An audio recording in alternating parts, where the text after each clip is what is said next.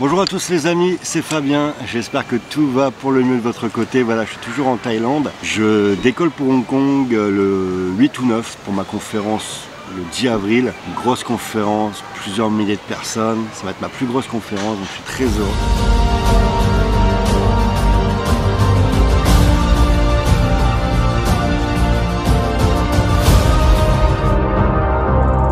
Aujourd'hui, je voulais partager avec vous l'Uppercut que j'ai envoyé ce matin aux abonnés. Si tu n'es pas abonné à l'Uppercut, tu cliques dans la description, voilà, tu vas recevoir un lien, tu cliques, tu mets ton mail et tu vas recevoir chaque matin ta patate quotidienne de motivation. Dans mon Uppercut de ce matin, c'était qu'est-ce que tu es prêt à perdre pour gagner? Ton temps, ton argent. Parce qu'il y a des personnes qui veulent réussir, mais c'est impossible pour elles d'accepter de perdre de l'argent pour tenter un business. Il y a d'autres personnes, voilà, elles ont vraiment envie de réussir également, mais c'est impossible de renier sur leurs activités, sur leur activité sportive, culturelle. Tu vas demander à certaines personnes, voilà, si tu veux réussir dans le business, dans ton projet, il va falloir que tu arrêtes d'aller t'entraîner pendant quelques semaines, quelques mois, ils vont te dire non, c'est clair et net. Et il y a d'autres qui voudront jamais, voilà, oublier de passer leur samedi, leur vendredi soir pendant 1, 2 ou 3 ans à plus aller en soirée pour réussir leur objectif. Ils vont te dire non, c'est pas possible. Tu dois être capable de faire des sacrifices. La réussite, comme toute victoire,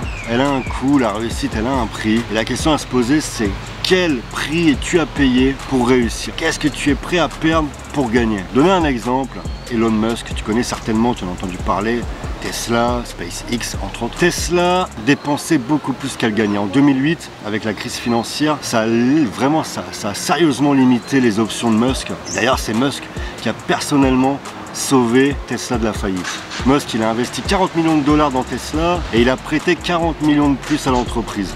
C'est ce qui lui a permis de devenir le PDG la même année. Mais entre SpaceX, Tesla, SolarCity, Musk, il était carrément fauché. Complètement, enfin on va dire presque fauché. D'ailleurs en 2008, il a dit dans la presse, 2008, la pire année de ma vie. Alors Tesla continuait à perdre de l'argent, SpaceX avait des difficultés à lancer sa fusée Falcon 1. Et en 2009, c'est vraiment une chose qui est vraiment hallucinante pour te prouver l'envie de réussir de Musk. En 2009, il vivait d'emprunts personnels pour survivre. Regarde autour de toi combien de personnes, est-ce que tu connais réellement beaucoup de personnes qui sont capables de tenter de tout perdre, de tout mettre de côté pour tenter de réussir? J'en connais vraiment peu. On va dire ouais, il est fou, voilà, mais il faut être capable de risquer de perdre pour gagner. Si tu es un champion, c'est quelque chose que tu es capable d'envisager. Et Musk a reçu une bonne nouvelle, voilà, SpaceX a obtenu un contrat de 1,5 milliard de dollars avec la NASA pour livrer des fournitures dans l'espace et Tesla a finalement trouvé beaucoup plus d'investisseurs. D'ailleurs, Tesla a levé 226 millions de dollars lors de son introduction en bourse et Tesla est devenue la première entreprise automobile à entrer en bourse depuis Ford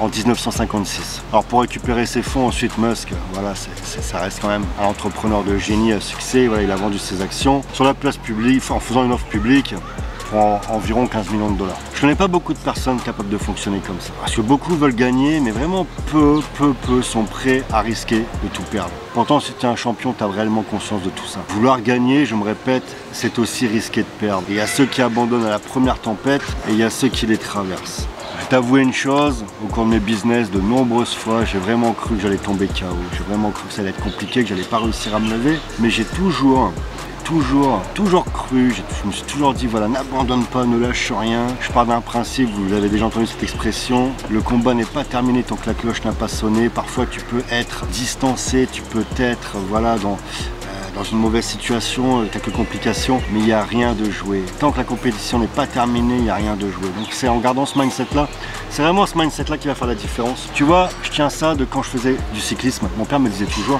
à l'époque j'étais petit, chétif, les mecs en face de moi avaient déjà de la barbe, des gros mollets, bref. Je ressemblais à un gamin de 10 ans, 11 ans, il ressemblait à des adultes de 25 ans quoi. Donc c'était assez compliqué pour moi.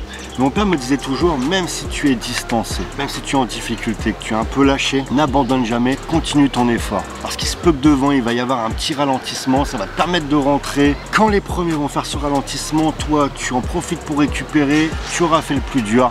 Et une fois que tu arrives aux 3 quarts de course, après la mi-course, tu ne pourras plus te faire décramponner, tu ne pourras plus te faire lâcher.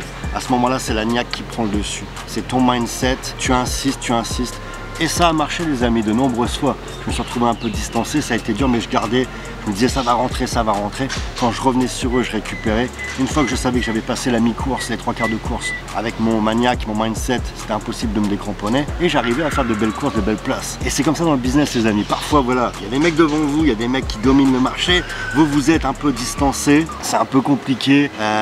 Vous êtes parfois dans le rouge, etc.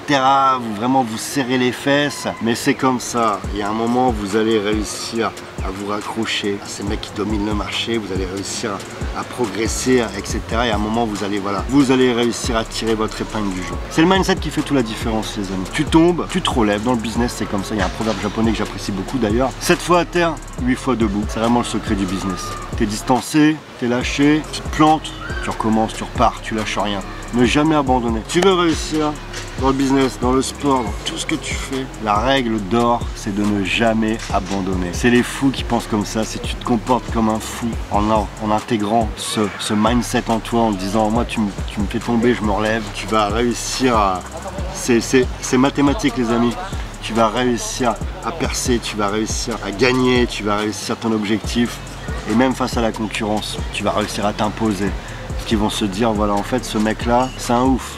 Ce mec-là, voilà, tu peux pas rentrer en combat avec lui, tu peux pas rentrer dans quoi que ce soit avec lui parce que c'est un mec qui a tellement la niaque, il va revenir à la charge. C'est un dingo.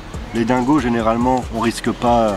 Il y a trop de choses, on a trop on risque trop à perdre avec des dingos. Donc dans le business, tu dois avoir un mindset de dingo, un mindset de ouf. Tu tombes, tu te relèves. La vie, c'est comme ça. Il y a ceux qui restent forts, qui traversent les tempêtes, et ceux qui abandonnent à la première tempête. C'est aussi simple que ça. Donc voilà les amis, je vous souhaite à tous une très belle réussite. N'oubliez pas qu'avec Fabien Vessin, ta réussite, tu la mérites. À bientôt.